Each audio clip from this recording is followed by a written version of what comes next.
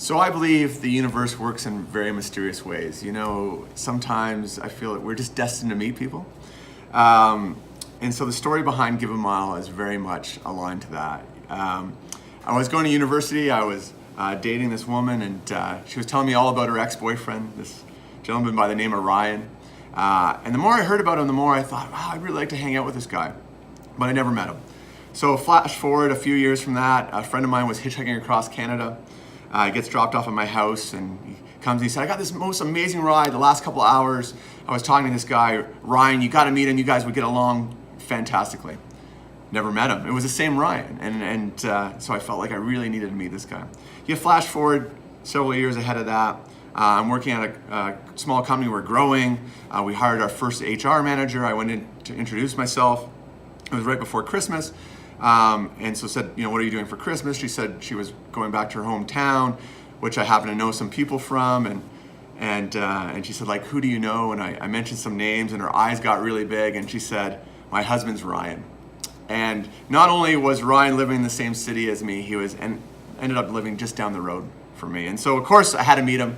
And we ended up hitting it off and becoming best buddies right away. And we were both in the same place in life. We both had recently been married, and we had young sons, and our careers were going really well, and we were power suiting and having great times, and just felt like we were unstoppable. Unfortunately, Ryan got a serious curveball thrown his way when he was diagnosed with brain cancer, and that brain cancer was extremely aggressive, and soon we realized it was palliative or terminal. There was nothing that could be done, and in that I remember Ryan saying to me, Kev, like, I need you to be beside me, and I need your help to get through this. There's certain conversations I'm gonna have with my wife and my brothers and my mom and my friends, but I need somebody I can confide in. And that was a super scary proposition at the time. And I didn't know if I could step up to it, but I'm so glad I did, and ended up spending an incredible year and a half with Ryan. And we did all those amazing things you do, trying to get the most out of life, but there were so many lessons in there. I know Ryan, he said, why wait for a funeral? I'm gonna throw a celebration of my life. And we had this incredible party where we flew, his university roommates and friends from kindergarten and all his friends and family that supported him. And we had this massive celebration.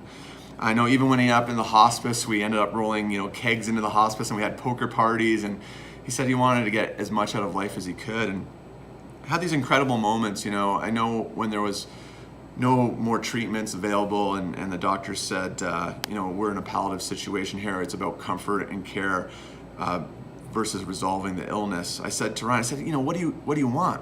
We can do anything. We can go anywhere in the world. We can go on any adventure. And he looked at me and said, Kev, the only thing I want is time with my friends and family. And it was a powerful epiphany for me. And then to watch him, with his son playing Connect 4, he'd grab his son and they'd watch Jungle Book together curled up, and to realize how important those moments are in life and how we take them for granted was just incredibly powerful insight for me, and really changed my perspective. I remember thinking to myself that I was going to help Ryan and then go back to work after the situation ended, and I couldn't go back to work. It changed me in many ways. And we had this 4.5-year-old boy, Ryan's son Talon, in the middle of this whole situation, and we had asked nurses and palliative care providers and social workers, what do we do? What should we do? And they said, just let him be the guide. And I remember on the last day of Ryan's life, we were up at the hospice and comforting and trying to give him care, and his family was there, his mother and brothers and his wife, and Talon was at home playing, and sure enough, we got a call, and it was Talon, and he said, I want to come up and see my dad. And Tasha, Ryan's wife, looked at me, and I looked at her, and he said, yeah, bring him up. And I remember being in Ryan's room at hospice and leaning over the bed and talking to Ryan and trying to comfort him, and I felt this little hand grab mine, and it was Talon. He had come into the room and he grabbed my hand, and he has these big blue eyes, and he looked up at me and he said, Kevy, what's wrong with my dad? And at that moment, my heart just shattered into a million pieces, and I didn't know how to answer it, but I wanted to answer it as honestly as I could, and I said, your dad's dying, would you like to give him one last hug? And he said yes, and I picked him up and I put him in bed, and he gave his dad this massive hug. And by that time, Tasha had crawled into bed and was curled up beside Ryan, and Talon fell asleep. And a few hours later, his dad passed away. And it was an incredible moment to be there to help make that happen. But obviously one that just was heartbreaking to witness. And so I know in Ryan's legacy, I wanted to make something powerful happen. And we had seen so many people at the hospice that didn't have the opportunity to have family come and say goodbye. And, you know, palliative terminal illness is an exhausting financial and emotional journey. And then I heard this crazy stat that there's 16 billion unused travel miles sitting on the sideline in Canada every year. And we thought, why don't we have people donate small amounts of those miles, and we can get these brothers, mothers, fathers, sisters, sons, daughters to be there and to have that visit and to have that closure and be there to support. And so, you know, as we're entering our 5th year at 445 flights, 17.4 million miles donated, it's been an incredible experience.